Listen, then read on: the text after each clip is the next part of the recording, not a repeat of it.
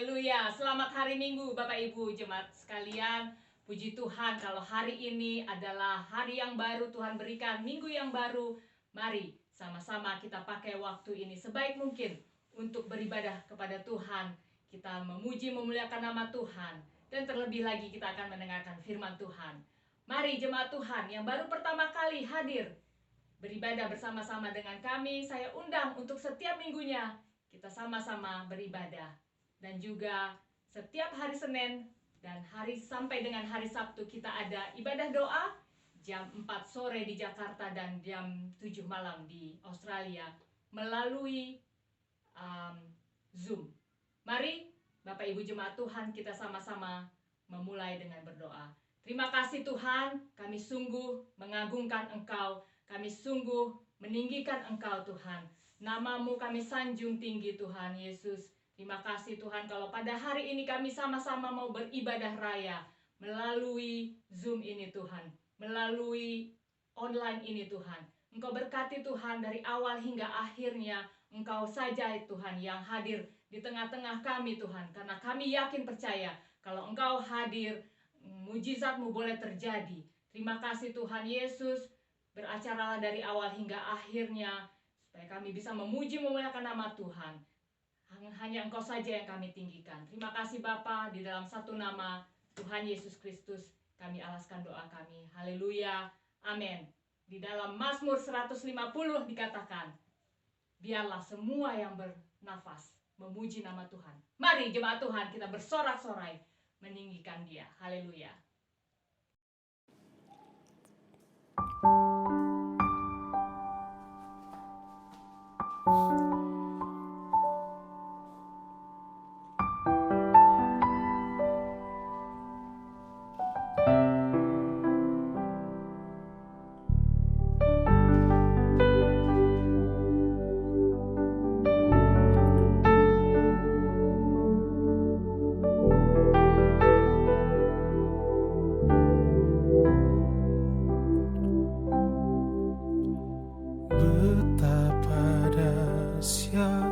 Engkau Tuhan, pencipta segala yang ada,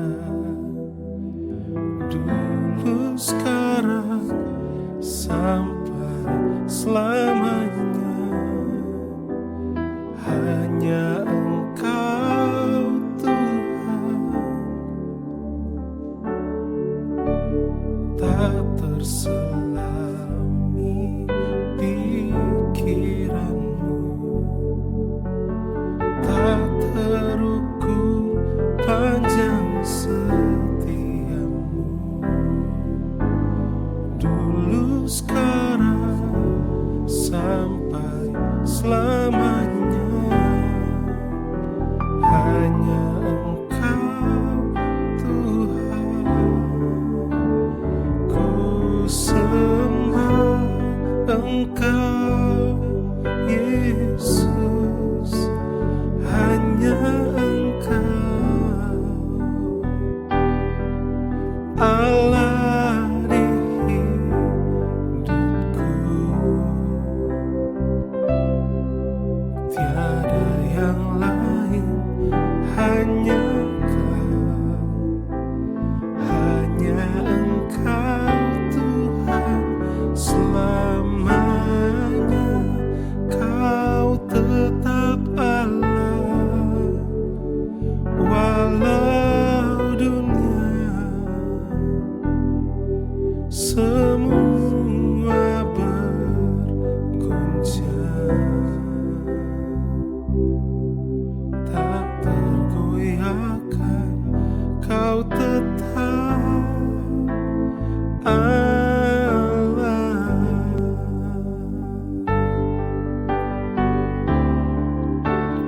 Ku sembah Engkau Yesus, hanya Engkau Allah di hidupku. Tiada yang lain, hanya Kau.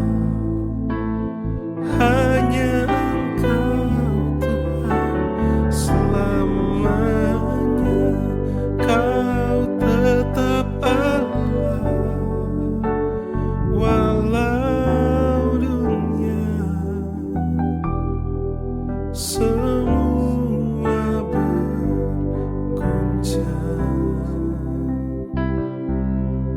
tak tergoyahkan, kau tetap Allah. Semua berguncang, tak tergoyahkan, kau tetap Allah. Kau tetap Allah. Kau tetap Allah.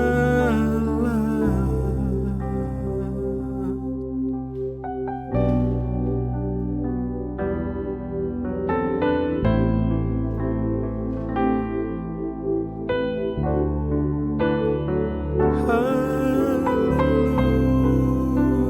Tuhan, ku mau menyembahmu sebab kau hidup. Ku dibaharui, ku sembah Tuhan, Allah yang berkorban bagiku. Dengan darah-Mu kau tebusku, ku disucikan, ku layak menyembah-Mu, ku layak menghadap hadirat-Mu, sebab kau pulihkan dengan darah-Mu. Yesus Tuhan, Yesus Rajaku, sekarang ku hidup bebas.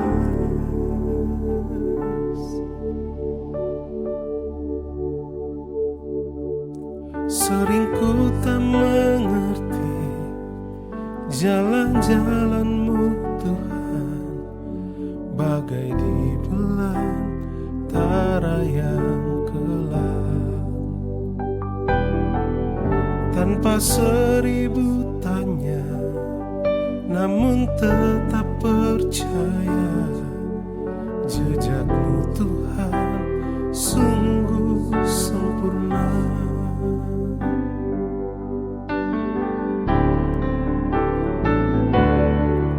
Ajarku memahami semua yang kau ingini, agar hidupku puaskan hati-Mu.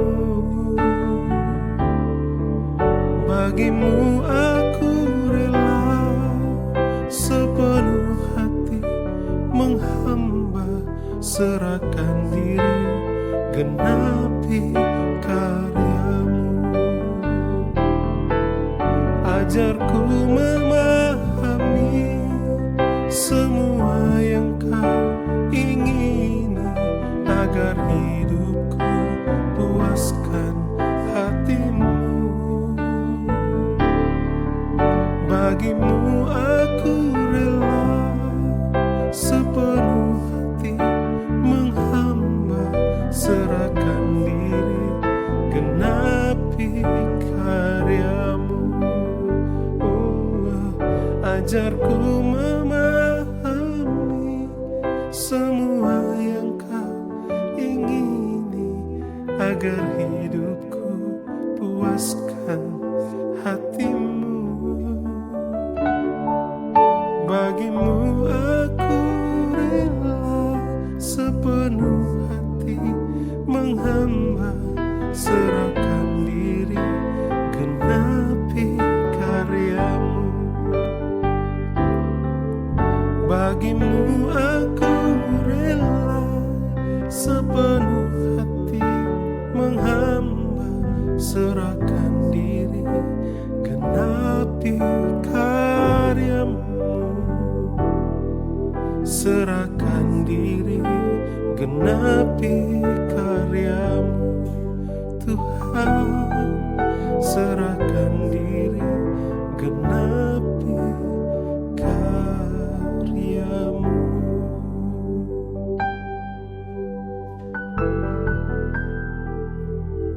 Mari saya ajak kita renungkan kebaikan Tuhan. Sejenak kita mengingat-ingat kebaikan-Nya. Apa yang Tuhan sudah buat dalam hidup kita. Karya Tuhan yang besar.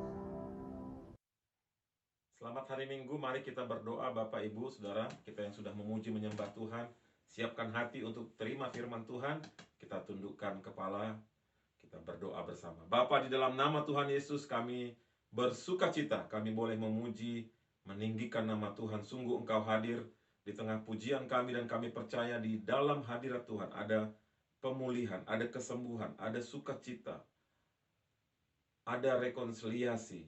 Terima kasih Tuhan. Semuanya kalau kami boleh datang ke hadapan Tuhan itu karena izin berkat daripadamu saja. Dan tibalah saatnya kami akan mendengarkan firman Tuhan. Berbicara hamba-Mu Tuhan, kami siap Tuhan. Baik hamba-Mu siap mengabarkan firman Tuhan, dan jemaat Tuhan siap mendengarkan firman Tuhan. Di dalam nama Tuhan Yesus kami tolak roh kritik, roh yang tidak fokus. Kami mau buka hati kami menerima kebenaran firman Tuhan. Dalam nama Yesus kami siap mendengarkan firman Tuhan. Haleluya. Amin. Bapak Ibu Saudara, judul khotbah saya hari ini, buah pertobatan Esau. Jadi setiap dari kita harus menghasilkan buah pertobatan. Nah, kita mau belajar nanti dari Esau ya. Saya baca 1-2 ayat pertama sebagai pembuka. Matius 3:8. Matius 3 ayat 8. Jadi hasilkanlah buah yang sesuai dengan pertobatan. Bapak Ibu, saya percaya kita semua ini sudah bertobat, sudah lahir baru. Lahir baru artinya bukan lahir dari rahim ibu. Lahir baru itu pengalaman yang dialami Nikodemus, seorang pemimpin agama Yahudi, berjumpa dengan Yesus di tengah malam. Yesus katakan dia harus lahir baru. Kita pun sama seperti Nikodemus, harus lahir baru. Lahir baru sama dengan pertobatan dan harus ada buahnya, ya. 2 Tawarikh 7 ayat 14, dan umatku yang atas namaku disebut merendahkan diri, berdoa dan mencari wajahku, lalu berbalik dari yang jahat, maka aku akan mendengar dari surga dan mengampuni dosa mereka serta memulihkan negeri. Waktu kita berbalik kepada Tuhan, Tuhan mendengar doa kita.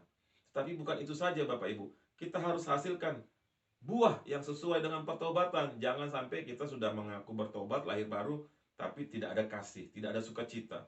Hidup khawatir, kasar, masih terikat hal-hal yang buruk. Jangan, itu buah dari kedagingan. Kita harus hasilkan buah pertobatan. Bagaimana caranya menghasilkan buah pertobatan? Ya, hidup di dalam pertobatan. Mari kita belajar dari kisah Yakub, ya. Kisah Yakub. Kejadian 25 ayat 34, ya. Kisah Esau dan Yakub ini cukup menarik. Esau seorang kakak dari kembar, adiknya bernama Yakub. Terjadi rupanya transaksi di antara mereka. Esau ini melakukan sesuatu transaksi, dia melepaskan hak yang harusnya dia jangan lepaskan kepada siapapun. Dan rupanya Yakub sudah menunggu itu. Kesalahannya sebenarnya bukan di Yakub. Kesalahannya adalah Esaunya tidak mengunci berkat itu. Mari kita baca firman Tuhan. Lalu Yakub memberikan roti dan masakan kacang merah itu kepada Esau. Ia makan dan minum, lalu berdiri dan pergi. Demikianlah Esau memandang ringan hak kesulungan itu. Haleluya. Jadi waktu Esau ingin mendapatkan hak kesulungannya sudah diambil oleh Yakub. Kita tahu ceritanya.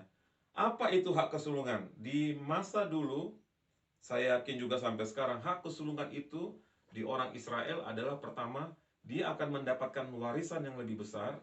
Dan kemudian hak kesulungan itu artinya adalah pemimpin rohani, imam bagi keluarga besarnya. Siapa anak tertua, dia akan menjadi imam. Itu otomatis di dalam susunan tatanan kebudayaan bangsa Israel.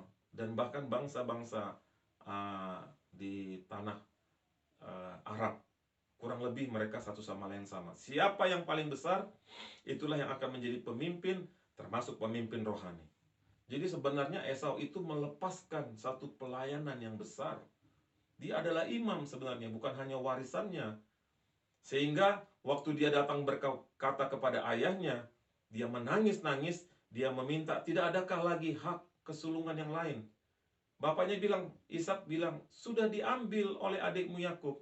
Tetapi ada satu yang menjadi pegangan Yakub. Mari kita baca. Ada satu yang diberikan papanya. Ya.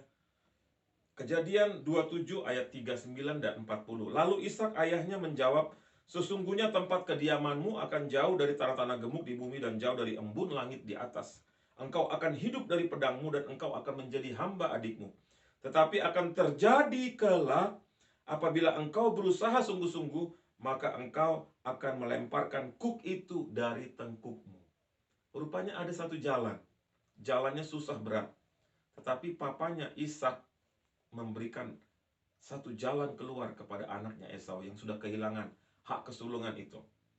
Dia bilang, kalau engkau berusaha dengan sungguh-sungguh, maka engkau akan melemparkan kuk itu dari tengkukmu.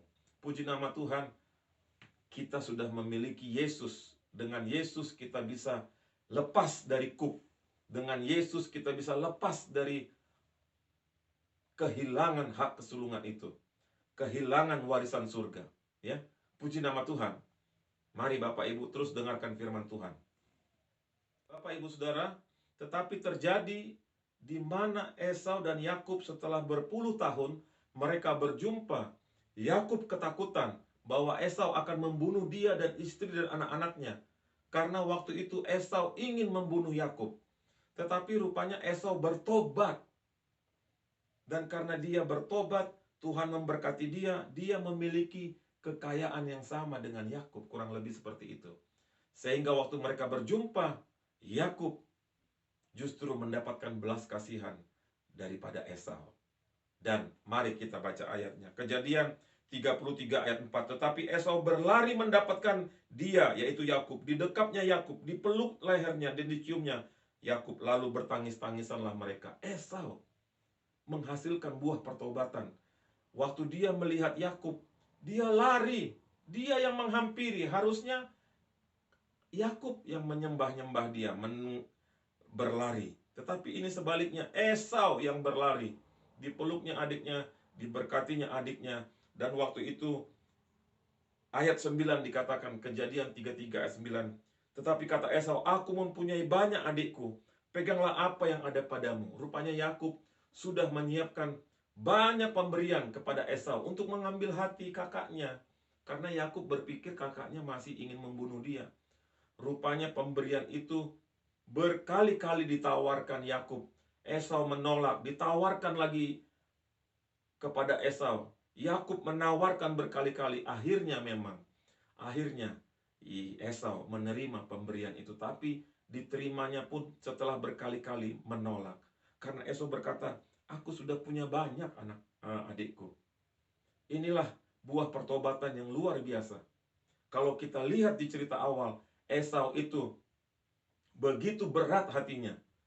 Begitu berat kesempatan yang diberikan ayahnya Ishak. Dia harus berusaha sungguh-sungguh.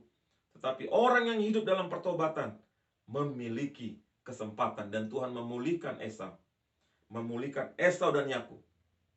Dan Esau pun menjadi bangsa yang besar. Yakub pun menjadi bangsa Israel sampai sekarang. Ya.